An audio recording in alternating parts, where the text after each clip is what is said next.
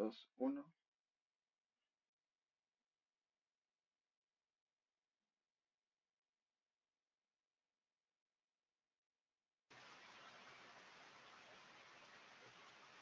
Buenas noches, ingeniero. Nosotros somos el grupo 1 de electrónica y para la práctica 9 se realizaron cinco circuitos y el primero es un circuito inversor en el cual se utilizaron los materiales de un kiloohmio para la primera resistencia.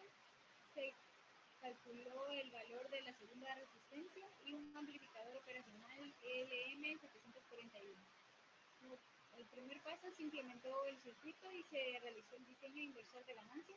Se probó que el circuito tenía dicha ganancia aplicando varias señales senoidales y se encontró el valor de la tensión de entrada cuando el valor de salida dejaba de aumentar.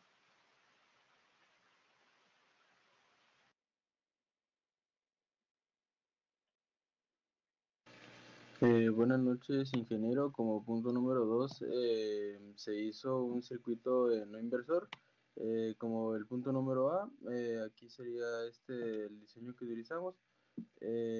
Como punto número B, se utilizaron distintas señales senoidales de distinta amplitud de tensión. Se fueron aumentando y con esto tuvimos una tabla de valores en donde mostramos el voltaje de entrada pico pico y el voltaje de salida pico pico. Se determinó que hay un promedio de 11 de ganancia en todas las señales que obtuvimos. Y también como punto número C, obtuvimos que el valor de tensión de entrada del voltaje de entrada para el cual la tensión de salida deja de aumentar es de 1.3 voltios. Esto se da debido a las características de saturación del amplificador, ya que un amplificador tiene un rango de voltajes de entrada y de salida. Cuando la señal de entrada sobrepasa los límites, el amplificador operacional entra en saturación, lo que significa que no puede amplificar más la señal y la salida se mantiene constante.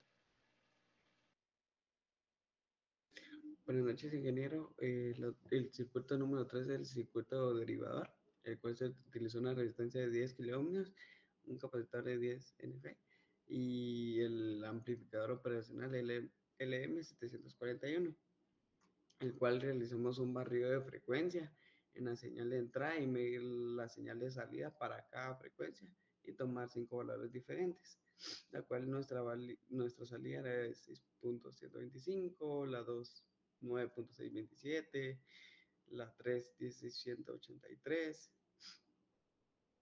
la número 4 18.728 milivoltios y la quinta 24.543 milivoltios.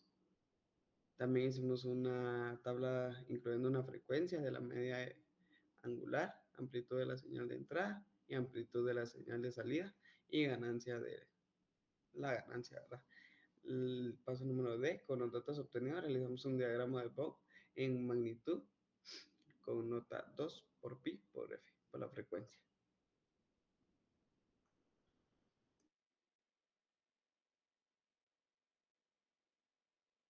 En el cuarto circuito hicimos un circuito integrado con el material de una resistencia de 10 kiloohmios, un capacitor, un amplificación operacional. Como punto número A montamos el circuito.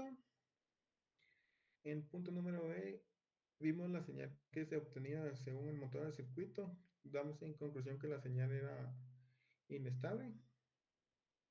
De ahí en el punto número C añadimos una resistencia con un valor grande, que fue de 976 kiloohmios. En el punto número D hicimos un barrido de frecuencias de entrada y de salida.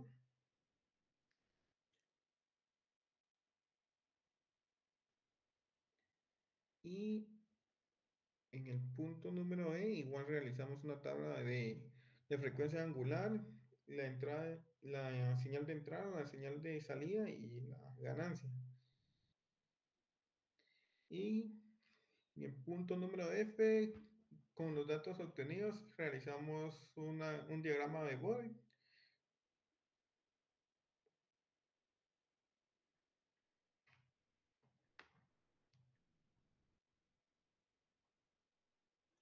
Muy bien, el circuito número 5, tenemos el filtro pasabanda. Pues tenemos acá el montado del circuito. ¿Verdad? Tenemos ahí nuestras resistencias, capacitores y pues nuestro LN741. De esto realizamos un diagrama de Vogt con la magnitud, prestando atención especial en la zona en torno a la frecuencia central, que sería la que tenemos por acá, ¿verdad? Y tenemos el cálculo de la magnitud en escala logarítmica y vertical en escala lineal. Y tenemos que pasarnos a los kilos, ¿verdad? Para poder obtener algún dato.